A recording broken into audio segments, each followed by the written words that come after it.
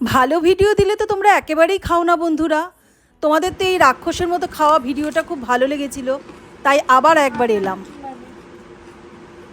দেখো তো বন্ধুরা কত সুন্দর দেখতে হয়েছে, দারুণ না? চলো খাওয়া শুরু করে দিই।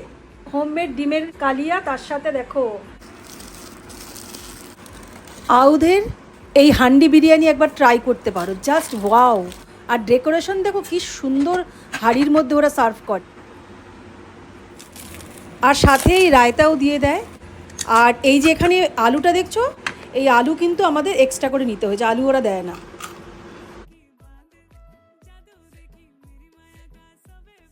লাঞ্চে কি বানাই কি খাই একটা ইটিং শো নিয়ে আমাকে অনেকেই বলেছিল দেখানোর জন্য, তার জন্য আমি এটা বানালাম। জাস্ট হোমলি অ্যাটমসফিয়ারে যেভাবে বাড়িতে খাই সেভাবেই খাচ্ছি, ভুলচুক মাপ করো।